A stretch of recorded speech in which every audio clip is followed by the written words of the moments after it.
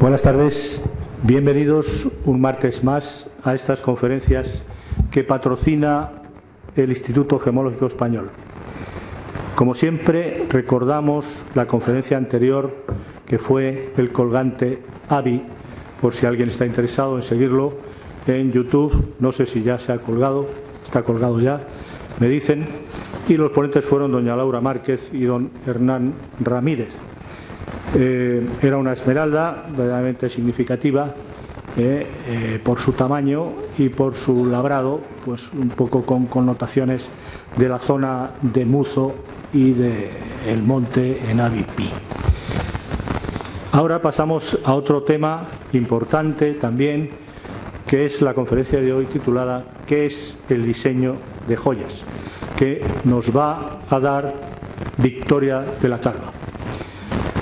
No puedo por menos de hacer mención, con su permiso, a su padre Manuel de la Calva, que se encuentra aquí apoyándola, como es lógico, y a su madre, que también es gemóloga por el Instituto Gemológico Español, según acabo de hablar con Juan Cózar, que fue su profesor en su momento. Y bueno, todos conocerán pues a Manuel de la Calva como componente del dúo dinámico.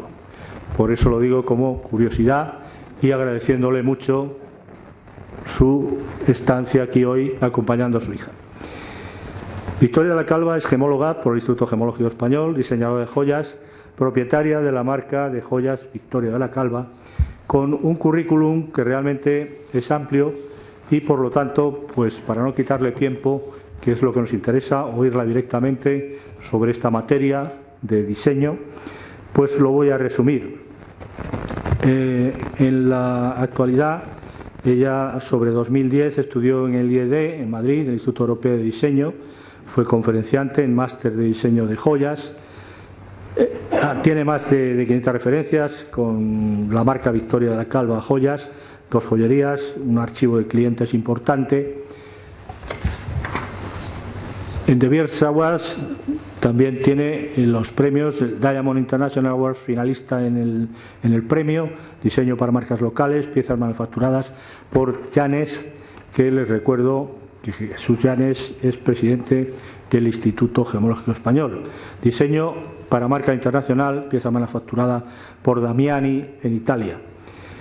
Tiene diseños de joyas en el Instituto Europeo de Design, gemología por el Instituto Gemológico Español, trabajó con Carrera y Carrera en sus inicios, por supuesto, aparte de lo demás, pues es bilingüe, 4 años en Roma, en fin, con interés, por supuesto, siempre en el arte, diseño, museos, lectura. O sea, es una persona muy completa para su juventud y que creo que hoy pues nos va a ilustrar sobre su afición, su pasión y su profesión, como es el diseño de joyas. No quiero quitarle más tiempo. Muchas gracias por su presencia y dejo a Victoria con ustedes. ¿Ya funciona? Sí. Hola, buenas tardes. Bueno, ya saben mi currículum. Vamos a ver. He titulado esta conferencia ¿Qué es el diseño de joyas?, que puede sonar un poquito raro, pero es que es una pregunta que me hacen con muchísima frecuencia. Situación que nos puede pasar cotidianamente, te presentan a alguien en una cena. Esto está haciendo mucho ruido, ¿eh? ¿Lo acerco? Vale. Es la computadora. ¿Sí? ¿Qué hace interferencia? Pues casi nos deja sordos, perdón. Bueno, continúo. Entonces, ¿qué sucede? Pues que generalmente si uno dice que es abogado, que es arquitecto, la gente ya no indaga más o menos se hace una idea. Pero cuando yo digo que soy diseñadora de joyas, o quien sea diseñadora de joyas lo dice, la gente, hay un silencio de unos segundos, hay quien es todavía más osado y pregunta qué eso qué es y que dónde se estudia y si es que se estudia algo. Entonces, pues me pareció un título muy idóneo, ya que hoy voy a explicar en qué consiste la profesión de diseñar joyas, cuál es su importancia y cuál es su papel a lo largo de la historia. Y digo a lo largo de la historia porque antes de empezar a hablar técnicamente del paso a paso de cómo se llega a tener una joya desde el momento creativo al momento de que ya tenemos la joya en el estuche para entregarla al cliente, habría que analizar muchas otras cosas. Técnicamente, entonces, un diseñador de joyas, ¿qué hace? Hace una parte creativa, una creación y planificación de una joya, de un objeto de joyería para su fabricación y posterior venta. Eso es muy, muy técnico, ¿no? Parece que se hace en 2 minutos, pero bueno, ya iré entrando en detalle y verán que no es tan rápido ni tan sencillo. Luego, ¿qué es una joya? Es un objeto de adorno personal hecho de materiales preciosos, como pueden ser el oro, plata y, por supuesto, piedras preciosas. Entonces ya tenemos claro qué papel tiene un diseñador de joyas y qué es una joya. Entonces, haciendo un breve repaso histórico y de la relación que tiene la joya y el ser humano, el ser humano viene usando joyas desde la prehistoria, es decir, antes de la escritura. De hecho, en descubrimientos arqueológicos pues se encuentran ya pequeñas rudimentarias joyas que pueden estar hechas a base de huesos, de piedras, de conchas, de lo que en ese momento el hombre tenía a su disposición, ¿no? De lo que con sus métodos rudimentarios podía montar. Pero ya empezaba a querer adornarse, tal vez a querer tener un talismán, algo que le protegiese, ¿no? Entonces ya desde el inicio el hombre quiere adornarse, quiere utilizar cosas que se ponga y que le hagan sentir especial, sentir diferente.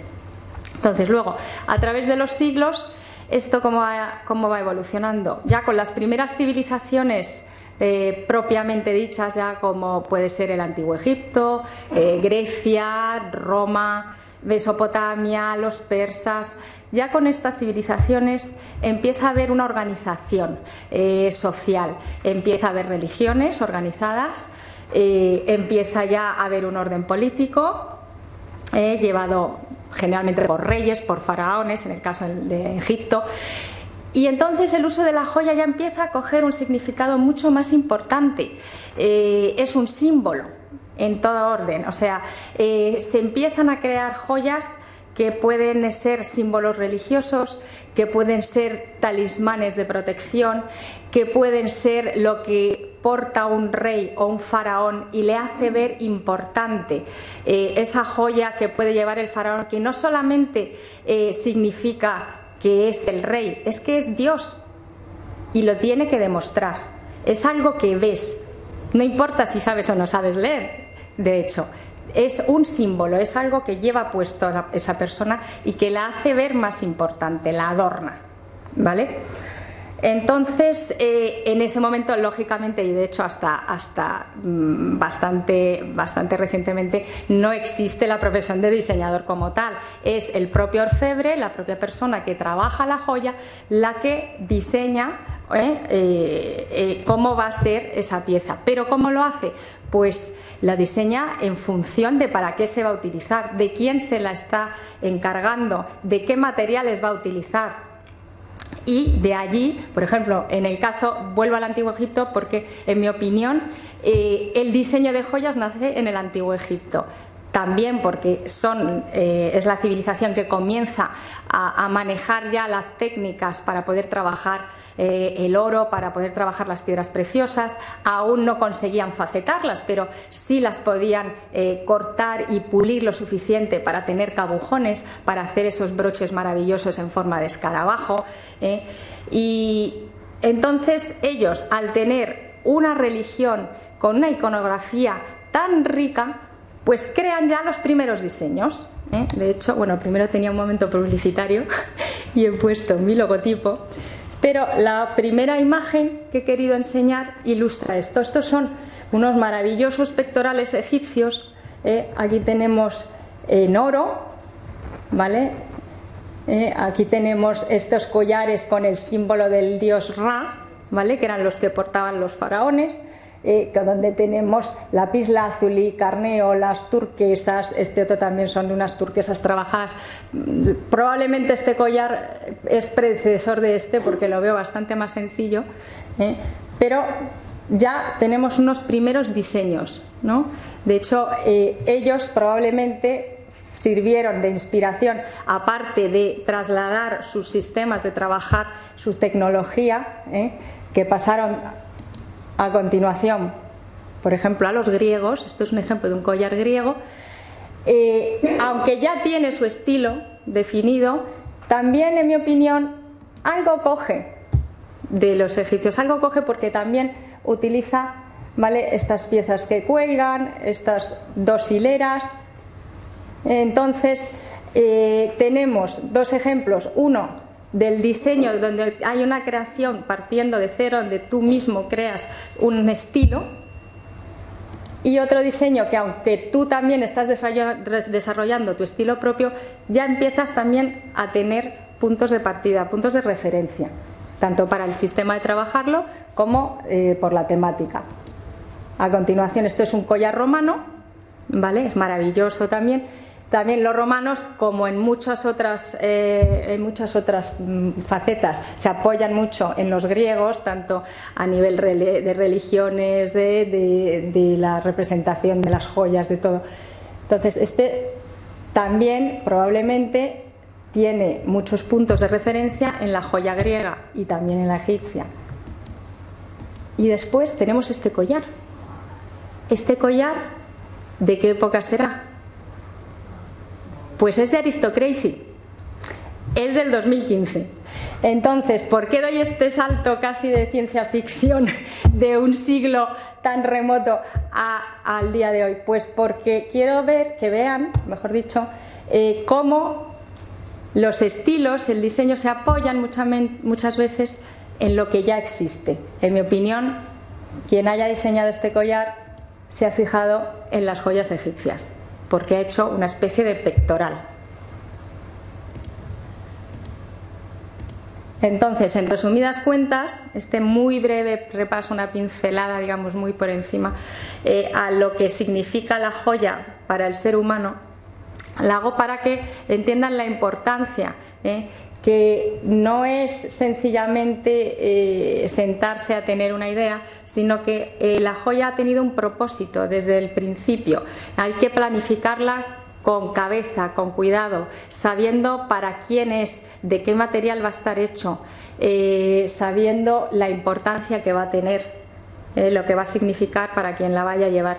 Eso en sus comienzos. Hoy en día ya tiene otras connotaciones más económicas, pero eso entraré más adelante. Y de hecho ha ido de la mano del hombre a lo largo de la historia, es decir, igual que se distinguen los estilos tanto en arquitectura como en moda, pues los que acabamos de ver, y luego más adelante pues más o menos todo el mundo puede distinguir una joya barroca de una joya art déco, ¿no?, de una joya de los años 60. Quiero decir que todos estos estilos, estos diseños se han ido adaptando a las modas, adaptando a el momento que vivía el hombre, donde podía ser más importante el tema religioso, o donde podía ser ya más importante el adorno per se. ¿Vale?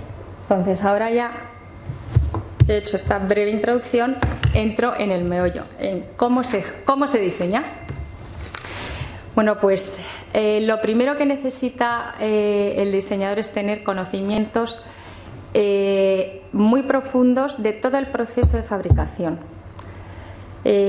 Para poder proyectar cualquier joya necesito saber paso a paso cómo se va a trabajar técnicamente, necesito saber de costes de materiales y necesito saber de tendencias, de moda, de qué es lo que se está usando en ese momento, para poder empezar a trabajar.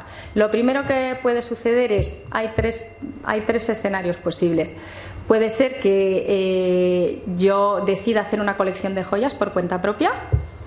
Allí llevo yo la batuta y entonces debo pensar cuál es mi objetivo, cuál es mi presupuesto, cuál es el público al que quiero llegar, y entonces organizo. Yo tengo más libertad, ¿vale? También se puede dar el caso que estemos trabajando para un fabricante o que nos hayan hecho un encargo de una fábrica. O directamente, como también es mi caso, que uno esté haciendo un encargo que directamente lo hace la persona que va a utilizar esa joya.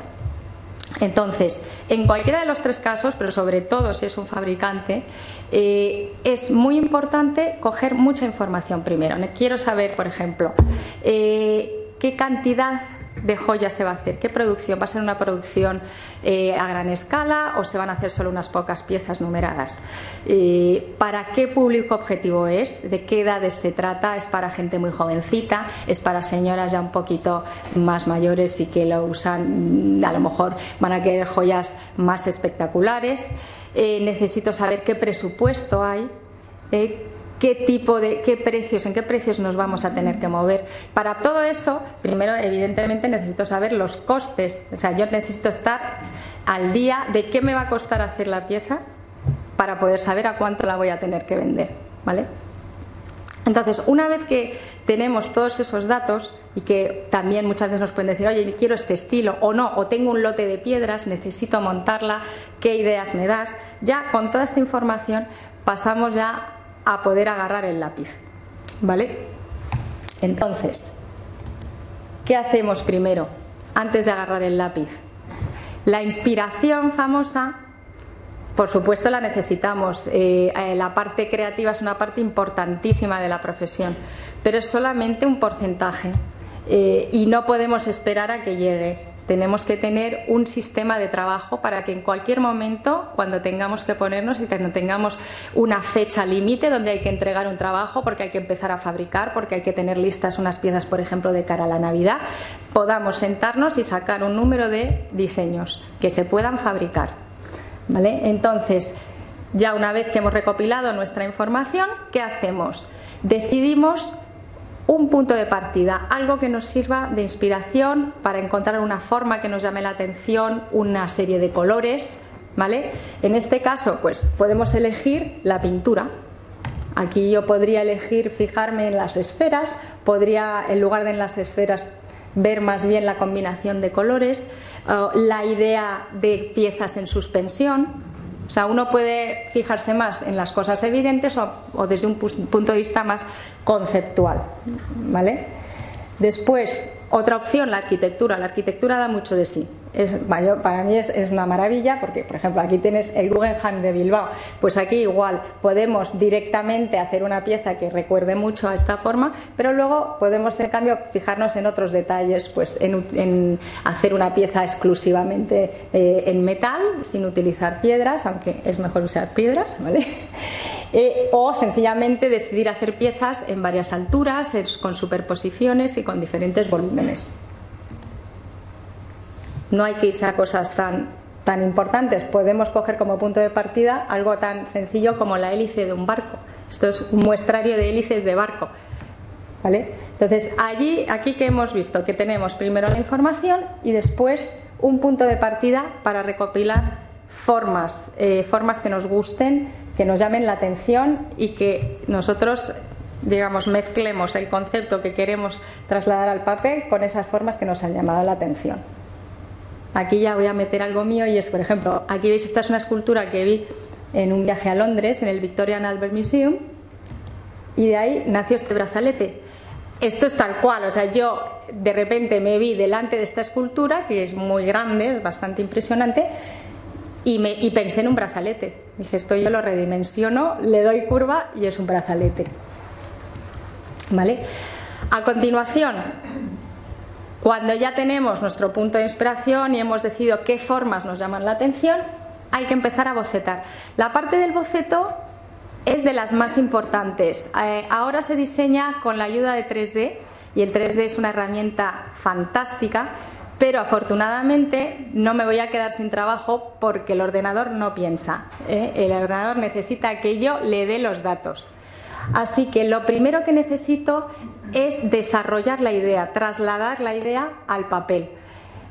Cuando se hacen bocetos estás poniendo tus pensamientos sobre el papel, fluyen tus ideas. De hecho, aquí estos son unos bocetos ya muy adelantados, ¿verdad? Porque ya son unos bocetos semi-ilustrados, estos son anillos de Bulgari. De hecho, ¿qué sucede? Pues que generalmente empezamos en nuestra hoja en blanco haciendo unas pocas formas básicas que vamos desarrollando, las multiplicamos, las redimensionamos, las solapamos y al final empiezan a salir formas más interesantes.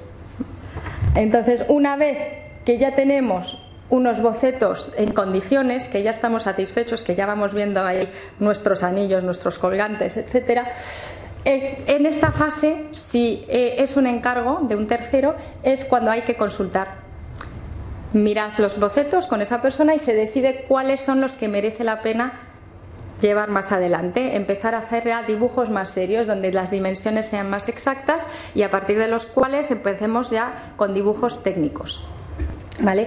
Entonces, después de la fase del boceto viene dos fases técnicas que son una, el dibujo técnico que se utiliza para el taller, para, por ejemplo, en el caso de esta pieza que lleva muchas piedras, pues lo que tengo que hacer es un dibujo, un primer dibujo donde yo vea cómo voy a distribuir esas piedras, qué tamaños tienen, cómo están colocadas, cómo se sujetan. En este caso van sujetas con garras, aunque están empezando, y bueno, esto es con lápiz y con ayuda de plantillas. ¿Vale?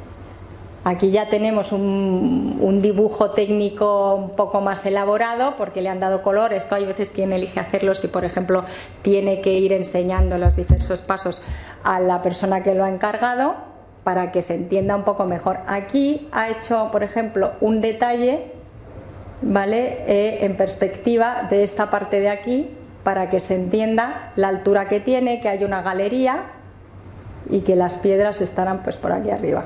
¿Vale? Esto sí que es un dibujo técnico estrictamente dicho, ¿vale? Este también es mío.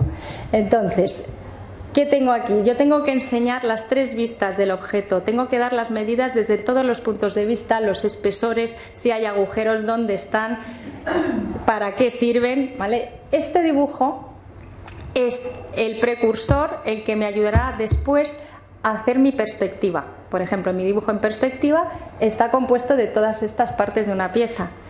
También me servirá si necesito pasar estos datos a un programa 3D, porque para poder dibujar en 3D necesitas meter todas las medidas y los espesores, ¿de acuerdo? Y también me servirá para el croquis.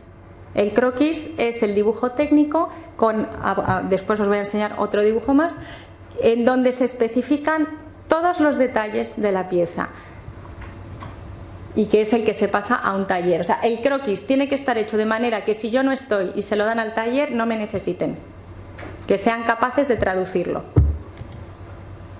Esto es un boceto, pero muy bien trabajado, ¿vale? Donde se ve el concepto de aquí tengo mis tres vistas, incluso hay una que es una sección para que veamos el interior.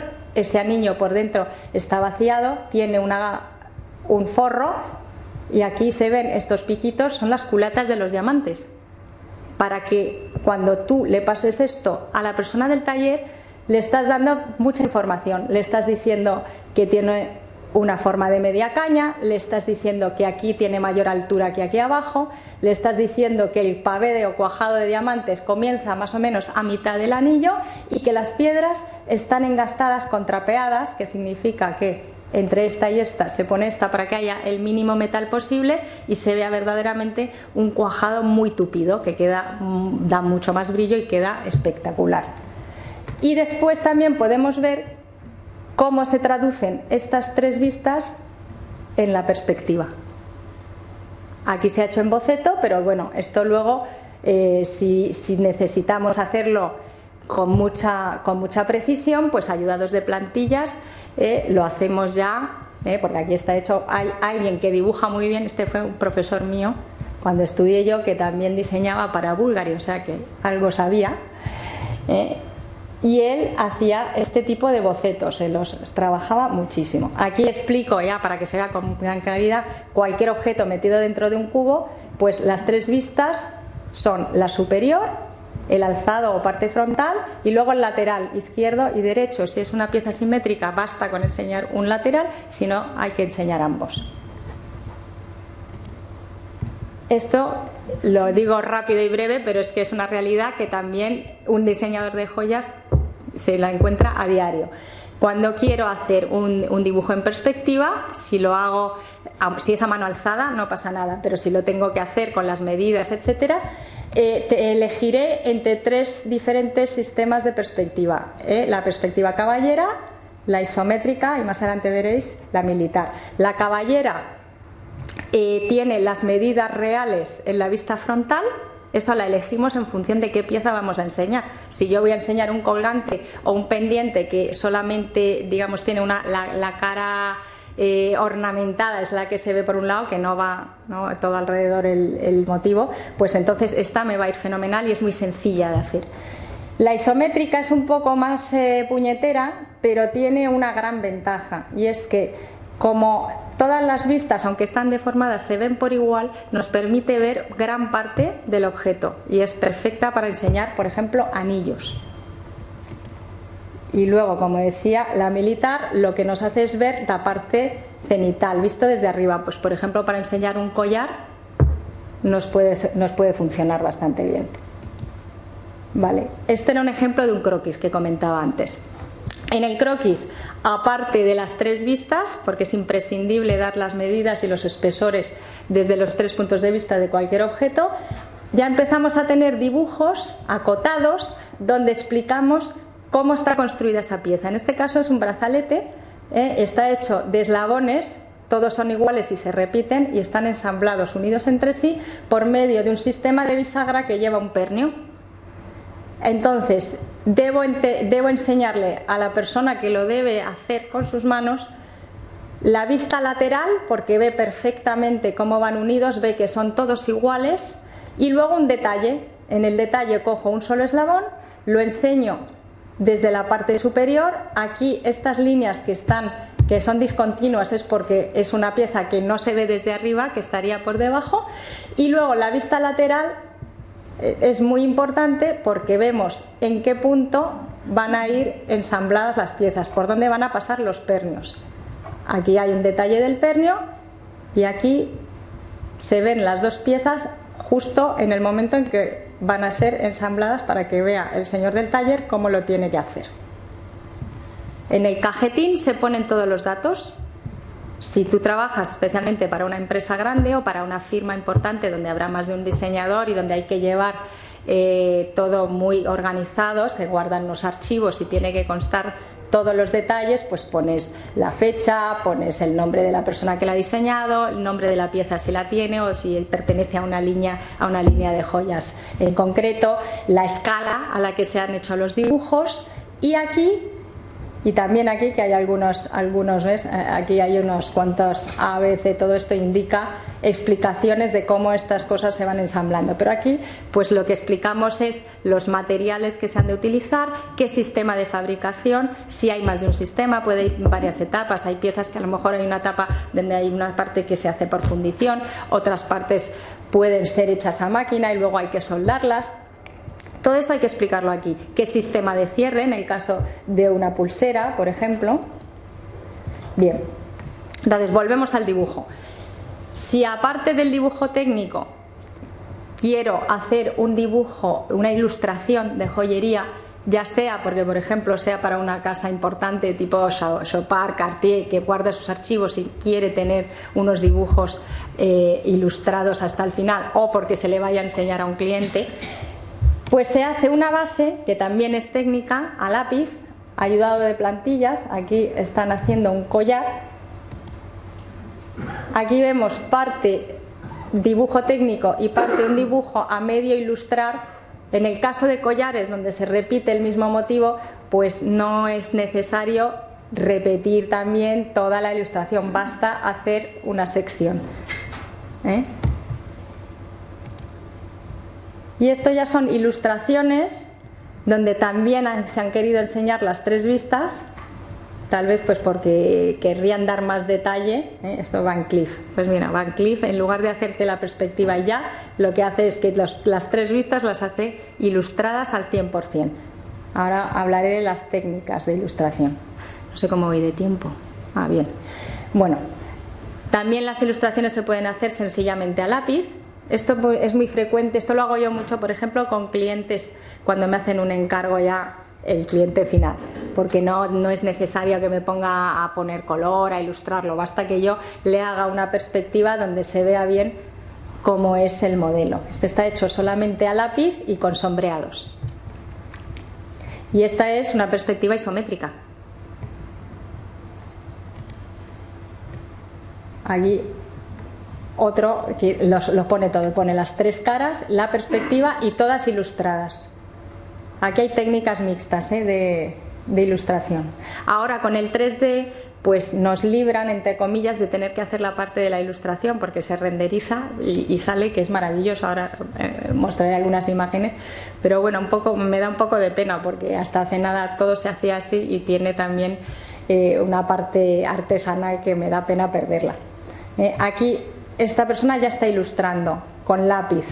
A ver, como sistemas de métodos de ilustración se puede utilizar acuarelas líquidas, témperas, que es el caso que estamos viendo aquí. Con la témpera, cuando se usan, por ejemplo, un papel de un color oscuro, se consiguen unos efectos muy espectaculares, sobre todo cuando se quieren dibujar piedras preciosas, que suelen ser colores más claros y entonces destacan un montón. Entonces, acuarelas líquidas, témperas, lápiz de color, aerógrafo en algunos casos. Lo que suele suceder es que al final se usa la técnica mixta, porque para cada cosa funciona mejor un medio u otro. Es decir, si yo quiero dibujar una piedra preciosa y conseguir un efecto cristalino, lo voy a tener más fácil si utilizo acuarelas líquidas o rotuladores acuarelables, que son los rotuladores que se puede después con un pincel húmedo se puede difuminar. Y también con las témperas lo que consigo al final, si yo por ejemplo he hecho una base a base de acuarelas aquí, con el témpera blanca consigo dar golpes de efecto, puedo hacer puntos en blanco puro y es espectacular. Cuando alguien domina estas técnicas, pues aquí tenemos el zafiro real al lado y la verdad es que no desmerece el dibujo para nada. No es imprescindible, un diseñador no tiene por qué ser un ilustrador. Si va de la mano, fenomenal. Pero realmente lo importante es la idea.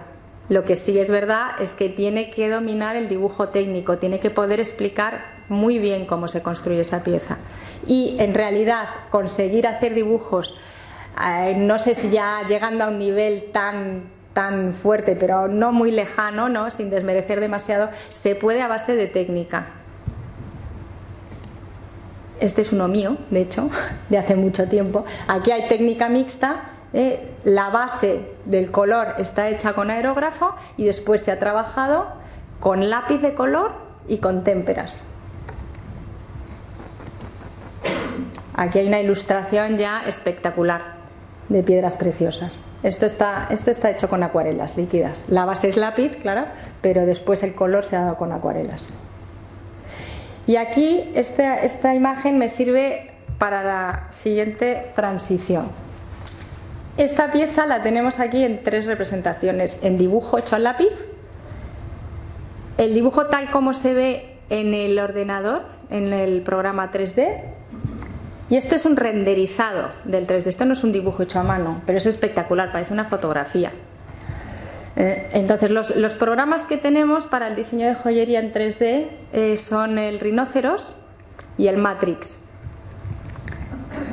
Como son programas bastante complicados, esto es un pantallazo de un dibujo en 3D, esto es un diseño mío, de hecho, que me lo pasan a 3D. A los que nos ha pillado justo entre medias todo este tema del salto al diseño en 3D, francamente, aprender a dominar estos programas llevaría tantísimas horas que tendríamos que dejar de trabajar un año y yo no me lo puedo permitir. Entonces, lo que solemos hacer muchos es hacer los diseños nosotros, todo lo que es la parte creativa, los dibujos técnicos, y luego se le encarga a una persona que sí que maneje bien el programa, que esos datos los pase a 3D. Entonces, con el 3D tenemos un montón de ayuda. Para empezar, la precisión.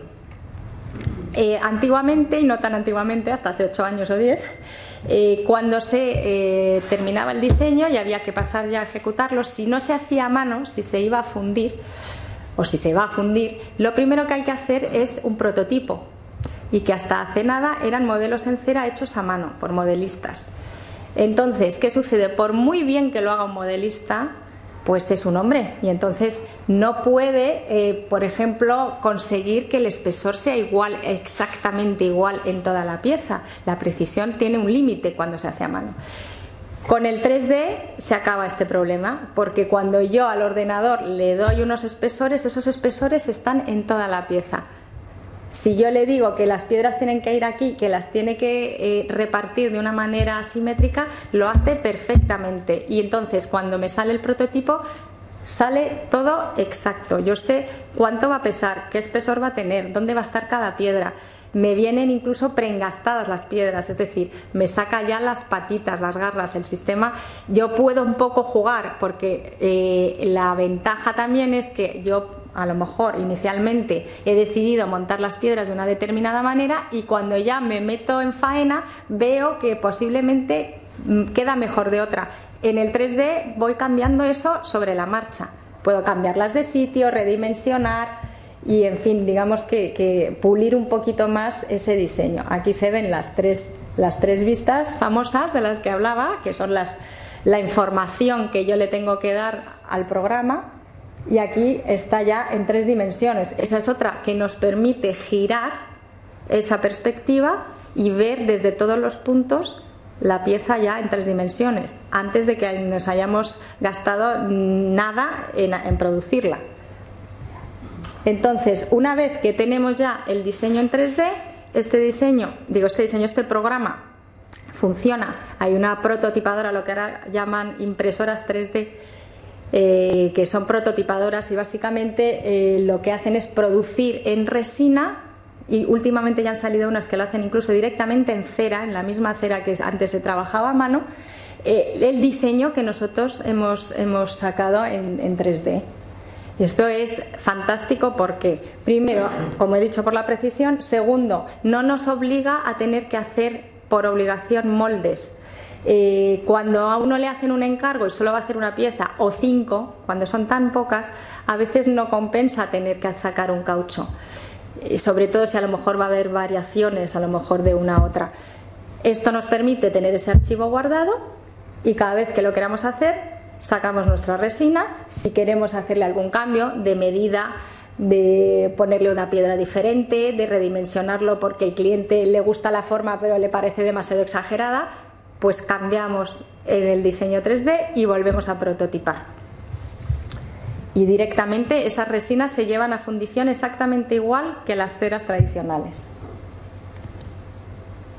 Aquí esto es un renderizado también de 3D y lo que vemos es que, aparte de todo lo que ya he dicho, ¿qué nos permite? Sabemos ya cuánto va a pesar, porque el programa tiene dentro pues los pesos específicos del oro, de la plata, del platino.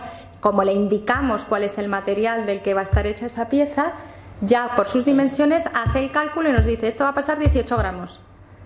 Y si yo en mi presupuesto he decidido que no puede pasar de 12, ya me las arreglo yo para que pese 12. Le bajo espesores, lo hago un poco más pequeñito, le quito un trozo o lo que sea necesario. Pero esto es fantástico poderlo hacer así y que todavía ni siquiera hayas llegado a la fase de fundición. Esto es un renderizado, también esto es un diseño mío. Y entonces el renderizado, como veis, es que es una ilustración perfecta. Y esa es otra ventaja del diseño con ordenador, que nos ahorra bastante tiempo, porque esos trabajos que os he enseñado de hacerlo todo con la témpera, con la acuarela, es una maravilla, pero coge mucho tiempo, ¿eh? Así que esto es una ventaja. Otro renderizado para estas piezas que son lisas, pulidas, casi a espejo, pues es que los efectos con los renderizados 3D son espectaculares. Y el efecto, y además lo que se consigue en las piedras es que parecen fotos de diamantes, no parecen un dibujo, ¿no? Bien, entonces ya hemos acabado, digamos, la fase donde directamente y al 100% está implicado el diseñador de joyas. Pero como comentaba al principio, el diseñador no puede solo saber hacer dibujos, tiene que saber cómo se hace esa pieza. Entonces, rápidamente, porque a ver cómo voy de tiempo, bueno, sí, rápidamente explico el proceso que yo he tenido que tener en cuenta desde el principio, cuando estaba en la fase creativa, cuando estaba en la fase de dibujo técnico, y cuando ya lo he pasado al 3D. Lo primero, lo que comentaba, una cera. Este es el método tradicional, la cera trabajándose a mano. Esto ya casi ni se ve, pero bueno, todavía, por lo menos para joyería, a lo mejor para escultura y para cosas más artísticas sí, pero para la joya es raro porque ya con las prototipadoras la cosa es otra. Estas es las ceras de trabajar a mano, ¿vale? Aquí estas formas las venden para hacer anillos. Y luego con estas ceras, tanto si son las tradicionales como si son las que sacamos de prototipadora, pasamos a la fase de fundición. La fase de fundición hay que montar lo que se llama un árbol. Esto hablo por supuesto de piezas que no son hechas a mano, sino directamente al taller, a la astillera y hacerse a mano, pero todo lo que va en sistema de fundición. Entonces se monta lo que se llama un árbol. ¿Por qué? Pues porque como el proceso de fundir tiene un gasto de tiempo y de energía importante, hay que optimizarlo para que además se abarate el costo que lleve cada pieza del proceso de fundición. ¿Qué se hace? Se meten todas las piezas que se pueda en ese árbol, se llena. Y luego, una vez que está montado, aquí salen todas las fases juntas. Se mete en un cilindro que se llena con un líquido que es como una especie de yeso refractario, ¿vale? Que cuando solidifica resiste la temperatura alta, entonces se mete en un horno, la cera se evapora y nos queda el negativo, la forma del prototipo, ¿vale? Y eso es lo que posteriormente se pasa a un crisol y ahí es donde se cuela, digamos, el metal fundido. Y se deja enfriar. Cuando se solidifica tenemos nuestro árbol en metal. Ahí están todas nuestras piececitas. Aquí es que he puesto un poco mal el orden porque ahí se ve también un caucho. Este caucho, a ver, otra de las cosas por las cuales es importante que haya un diseñador que sepa lo que está haciendo. Los moldes de caucho, aquí esta cera es inyectada ya, ¿vale? Esto no es un original. Son precisamente para poder repetir esa pieza todas las veces que se quiera. Entonces se inyecta cera líquida dentro, se espera que se enfríe y se solidifique y se abre. A ver, los cauchos cuando se hacen son como un ladrillito, están cerrados. Y hay gente que de hecho su profesión es abrir cauchos, porque no es nada sencillo. Si no se abre bien un caucho, querrá decir que no entrará bien la cera, o querrá decir que cuando intentemos sacar esa cera del caucho se nos rompe, se nos engancha o se nos deforma. Entonces se corta el proceso. Así que en este caso no, porque es una pieza muy plana, pero hay piezas que son muy complejas, sobre todo si son anillos que tienen muchos recovecos. Entonces, a la hora de diseñar hay que tener en cuenta eso, que no sea complicada la pieza para que cuando se tenga que sacar un molde no sea casi imposible, no toque, como a veces pasa, seccionar esa pieza, hacer más de un caucho, lo cual implica fundirla en 2 o 3 partes y que después cuando llegue al taller haya muchas más horas de trabajo, porque hay que volverla a soldar, que encaje bien, se complica. Así que si yo necesito hacer una pieza barata, tengo que saltar pasos. No puedo hacer una pieza que me cueste 10 minutos sacarla del caucho. No puedo hacer una pieza que tenga que hacerla en varios segmentos. Tiene que ser una pieza sencilla de sacar, que salga de una sola pieza y que nada más haya que repasarla, pulirla y a la calle. Y entonces sale barata. Si no, sale cara. Aquí está el proceso cuando están fundiendo el metal en el crisol. Bueno, es que he puesto el orden un poco mal. Otra vez tenemos otro árbol fundido. Un primer plano donde se ve cada piececita que compone ese árbol, que una vez que está ya todo limpio, se le quita el revestimiento, lo que se hace es que se van cortando los bebederos, la parte por donde entra el metal, se van separando esas piezas y ya salen al taller. ¿Vale? Los talleres realmente es que, viendo cuadros, o sea, no han cambiado mucho. Las mesas son así, estas astilleras, lo único que ahora pues tienen, se puede soldar con láser y cosas de ese tipo, pero en realidad las herramientas, las mesas y el aspecto es muy similar. La joyería no ha cambiado mucho a lo largo de los siglos. A ver, una vez que pasa del taller, vaya un poco rápido porque aquí se podría estar horas, una de las últimas etapas, cuando la pieza lleva piedras preciosas, es el engastado. Aquí están. Para engastar una pieza hay que inmovilizarla, se pone en un lacre. Aquí esta pieza deben estar con el buril comprobando que han quedado bien sujetas todas las piedras antes de quitarla del lacre, que todavía está sujeta al lacre, y finalmente la pulen. Si hay que darle baño, si hay que hacerle algún acabado, algún matizado, eso va todavía posterior al engastado. Si no, ya sencillamente se da un pulido y la pieza está terminada. Se puede, por ejemplo, comprobar que todas las piedras estén bien sujetas antes de dar la pieza por terminada. Y esto ya son las piezas terminadas. Estos son ya diseños míos, por ejemplo. Este es el resultado de una idea. Estos son encargos, por ejemplo. Es decir, por la puerta ha entrado una señora con estas dos piedras y no sabía qué quería. Y hay que conseguir llegar a hacer algo que le guste, que la conmueva, que haga que decida gastar ese dinero en una pieza que además le va a durar toda la vida, o sea que ya le puede gustar. Y de ahí a la joyería. Vale, entonces ahora en lo que me queda, que me queda poco, vale, porque es que yo en cuanto me meto en la parte técnica me pierdo. En resumen, el papel del diseñador de joyas en la joyería con las piedras preciosas es evidente, porque la joyería y las piedras preciosas van unidas. De hecho, muchas veces el diseño tiene razón de ser porque es para montar unas piedras maravillosas. ¿Vale? Pero dicho esto, desde el punto de vista del negocio de la joyería, pues es muy importante, porque es la persona que tiene que hacer el proyecto desde el principio, tiene que saber distinguir cuál pieza, cuál estilo va a gustar. Hay mucho dinero de por medio, se tiene que vender. Mueve muchas otras industrias, la de las piedras preciosas, excavaciones, la de los metales preciosos, publicidad, una vez que tenemos un producto, marcas de joyería, comercio, en los últimos tiempos el comercio electrónico. Todo esto el diseñador de joyas lo tiene que tener muy presente. ¿Para qué es esa joya? ¿Para qué es eso que tú estás diseñando en ese momento? Si es, por ejemplo, para el comercio electrónico, que es algo ya bastante reciente, esto es otro mundo totalmente. Es la democratización de la joya. Tengo que hacer joyas generalmente con precios mucho más comerciales, probablemente de un estilo mucho más juvenil, porque el usuario va a ser más joven.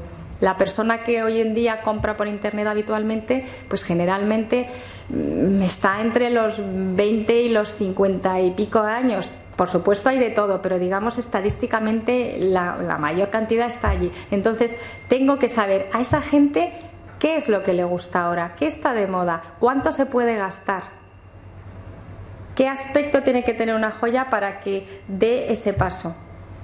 Así que, por supuesto, yo soy diseñadora de joyas y yo opino que es importante, pero creo que con lo que he explicado lo he plasmado. Creo que se puede entender que diseñar joyas no es hacer un dibujo. Diseñar joyas es comprender la joyería de cabo a rabo, saber exactamente desde el concepto hasta el estuche todo lo que hay que hacer, por qué hay que hacerlo, qué es lo que hay que tener en cuenta y que salga bien y que no se repita y que no sea algo que ya esté muy visto. Todo eso implica el diseño de joyería. Así que, en pocas palabras, yo diría que es juntar el arte, la creatividad con la técnica para conseguir la emoción, para conseguir esa emoción que haga que compres algo que en realidad no es necesario para vivir en absoluto, pero que no se sabe por qué razón, por qué misterio, desde que el hombre existe, lo ha querido y lo ha deseado. Llevar ese objeto especial, ese objeto precioso, diferente, hecho de un material poco común, que le adorne, que le distinga, que le haga sentir bien o protegido. Y ya con esto he terminado.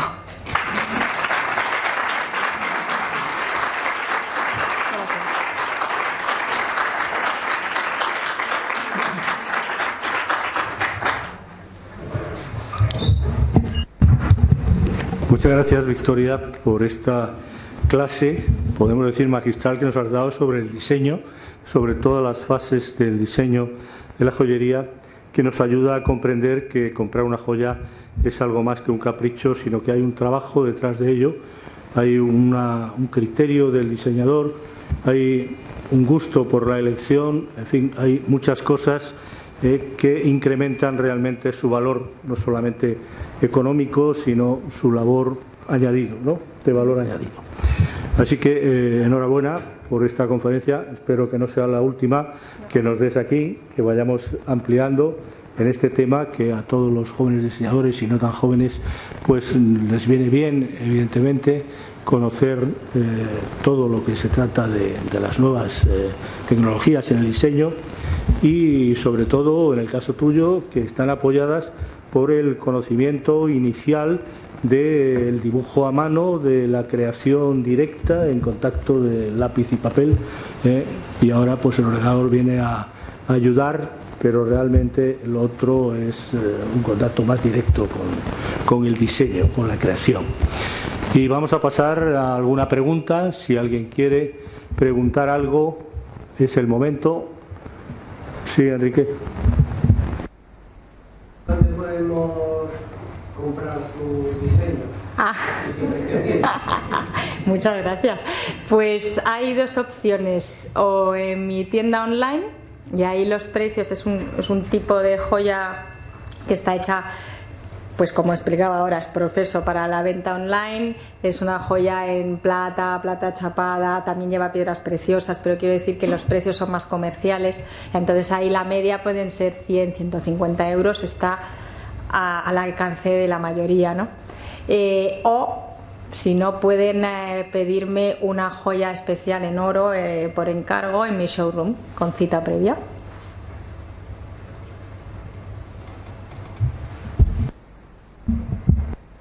Para ello, de todas formas, tienen las tarjetas. Sí, tienen las tarjetas.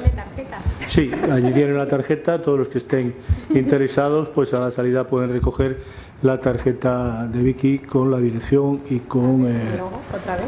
Sí, con su dirección y cómo pueden contactar, o bien online o directamente por los medios de comunicación habituales. Sí, en Google mete Vicky, sale todo.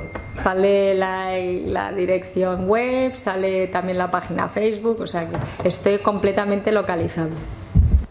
Adolfo. Gracias, Adolfo.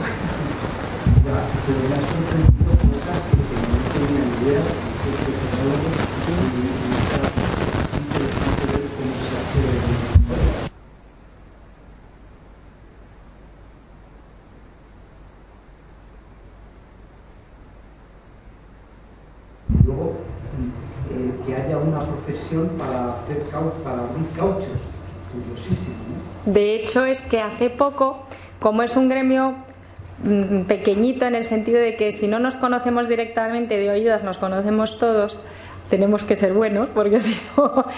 Pues hace poco estaba yo en un taller de joyería y de repente vi una señora que me sonaba muchísimo y ella también me miraba de reojo hasta que la reconocí. Y era una señora que acababa de jubilarse después de trabajar décadas en carrera y carrera, y precisamente, claro que nos reconocimos, porque anda que no me había aguantado esa pobre señora, cuando yo era aprendiz en carrera, que tuve el privilegio de que me dejasen estar en las diferentes secciones meses y meses en cada una aprendiendo. Pues uno de los sitios donde me pasé bastantes horas sentada fue al lado de esta señora que exclusivamente se dedicaba a abrir cauchos. La señora tenía una habilidad. Cuando veía la pieza antes de hacer el caucho, ella ya pensaba por dónde tenía que abrirle, dónde tenía que hacer los cortes.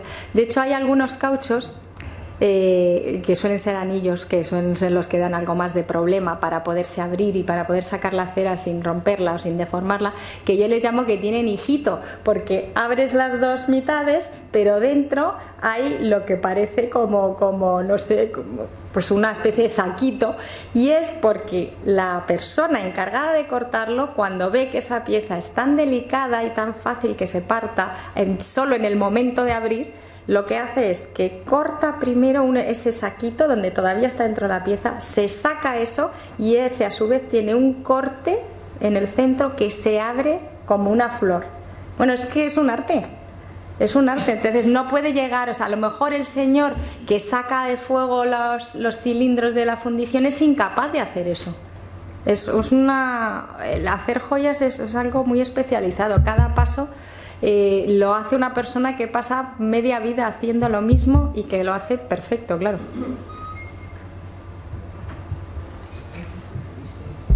Ahí esta señora me agradeció mucho, le dije, qué bien me vino verte cortar los cauchos. He tenido en cuenta muchísimas veces a la hora de diseñar una pieza, lo difícil o fácil que podía ser sacar esa pieza de un molde. Es que eso puede ser la diferencia entre poder producir algo en grandes cantidades y que sea rentable, a que solo puedas hacerlo de uno en uno para encargos especiales porque sea tan complicado que lleve mucho tiempo de hacer y entonces no sea viable para hacer 1000, porque no hay manera. Por eso digo que no es tan sencillo hacerlo bien, claro. Bueno, a mí me gustaría saber qué tipo de joya me diseñaría para regalárselo a una persona que tengo aquí al lado y que es su madre. Ah, bueno, es que no me lo pone fácil porque ahí no sé yo si voy a ser objetiva. Pero bueno, esa pregunta, me gusta que me haga esa pregunta, porque es una pregunta que me hacen pues todas las semanas. A cada vez que una persona viene a hacer un encargo, esa pieza es una pieza muy especial para esa persona, porque generalmente si alguien encarga una joya no es porque de repente tiene un capricho, sino porque va a celebrar algo especial. Son tantas las veces que he hecho anillos de compromiso, de aniversario, anillos hechos. Hay cosas que hasta me conmueven a mí, pues de repente llegar una señora y traerme un anillito que era la primera joya que le había regalado su madre y la tenía guardada y claro, ni le valía ni tampoco le iba ya el estilo, pero para demostrarle a su madre lo que valoraba aquel regalo, pues me pedía que le hiciese un diseño actualizado, añadiéndole pues una piedra bonita o algo, pero usando como base ese primer anillito. Entonces para cada persona es muy importante, así que otra labor importante del diseñador es escuchar. ¿Sí? Hola, buenas tardes. Y llevo muchos años en el sector de la joyería. Sí. Y todo eso que me dices es totalmente cierto. Uh-huh. Y quiero brindarte de aquí la oportunidad de prototipar la pieza de tu padre gratuitamente. Ah, vale, pues muchas gracias. Muchas gracias. Vale. Sí, yo tengo una impresora 3D. Ah, no, es que me lo he imaginado porque veía que asentías. Cuando iba explicando lo del proceso del 3D, decía como que sí. Digo, bueno, se ve que lo estoy diciendo bien. Vale, fenomenal. No, es que además tuve una suerte enorme. Y es que en un trabajo que hice, un encargo para un fabricante, nos contrataron a 2 diseñadores que nos hemos hecho muy amigos. Además, el otro diseñador, su fuerte era el 3D y yo no sé manejar el programa Matrix ni el Rhinoceros. Entonces, en lugar de que cada uno trabajásemos en una esquina, nos hicimos muy amigos y empezamos a trabajar juntos, a complementarnos. Y aparte entró una tercera persona que hacía sencillamente la programación, no era diseñador, pero controlaba muy bien el programa.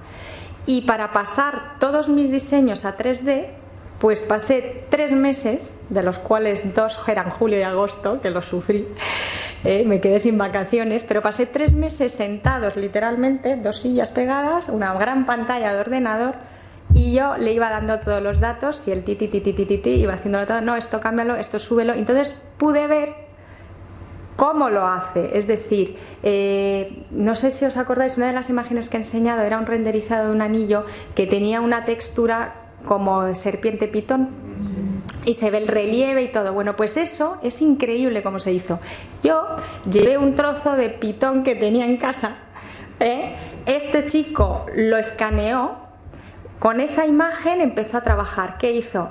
Literalmente la levantó, es decir, Él cogió con su ratón, con el programa, y empezó a darle volumen. Todos esos piquitos que tiene, porque claro, si no tú coges, lo escaneas, eso es como una fotocopiadora, tienes un dibujo plano, pero él le dio volumen.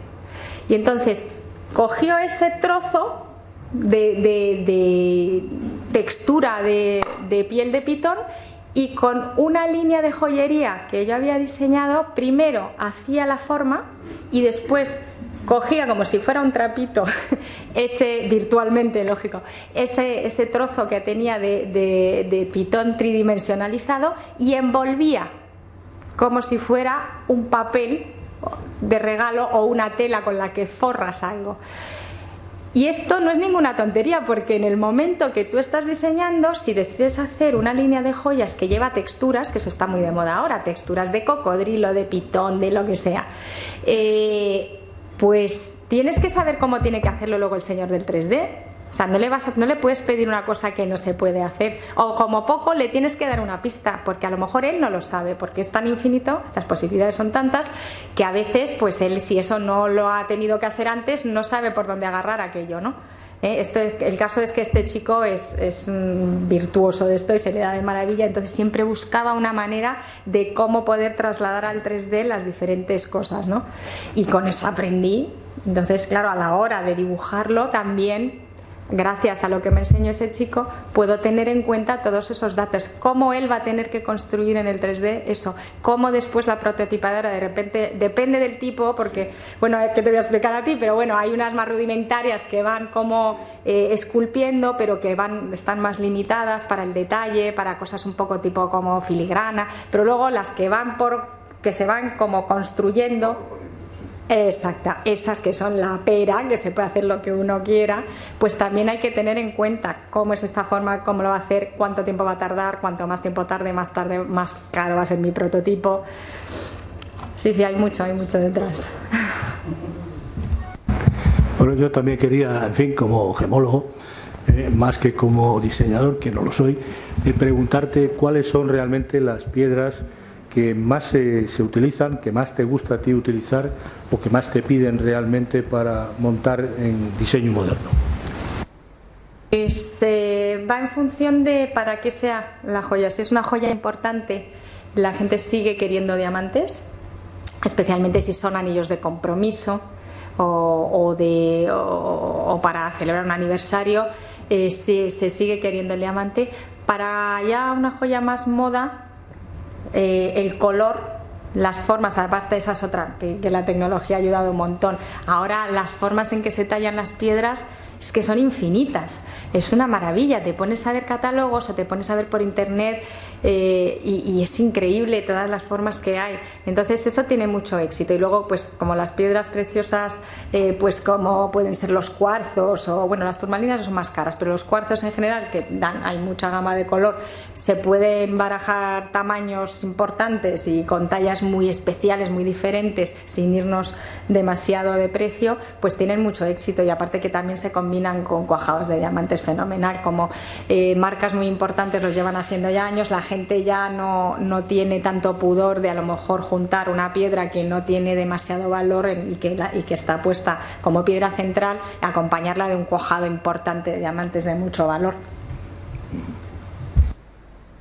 También por información, pues te he visto una joya que llevas, que seguro que es un diseño tuyo, que me parece francamente original, muy bonita y bueno, que también, en fin, puedes enseñar perfectamente, porque yo creo que a todos les interesa verla, ¿no? Pues esto, además, estas son de las joyas de las que se vendo online.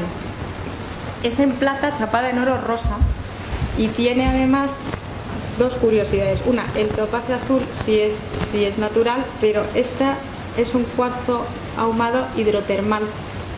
Y gracias a eso pues se consigue que tenga este tono tan oscuro, aunque sea una piedra que está tallada muy plana, no tiene culata.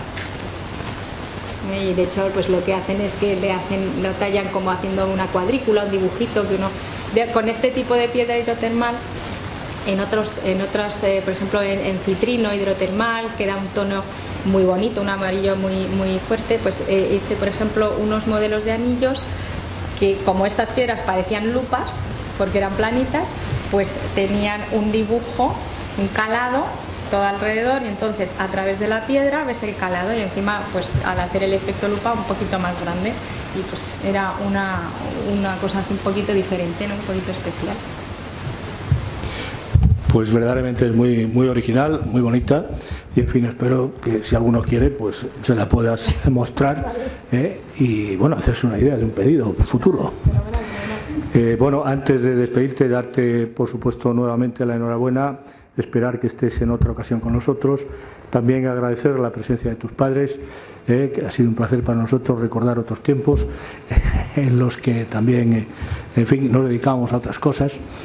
Y bueno, antes de marcharnos y despedirte, como es lógico, con un fuerte aplauso, quiero recordarles que el próximo día hablaremos en la conferencia del día 17 de curiosidades del mercado de gemas, que nos dará doña Elisa Generoso Gutiérrez, que es una alumna del Instituto Gemológico, una reciente alumna, creadora y propietaria de una cadena de tiendas Naturjoya, que creo que nos va a hablar de cosas interesantes también, de lo que es el mercado ya en otro sentido de la piedra, puesto que ella pues se dedica a esto eligiendo y buscando piedras, y ahora mismo pues está perfeccionándose en lo que es la enseñanza gemológica.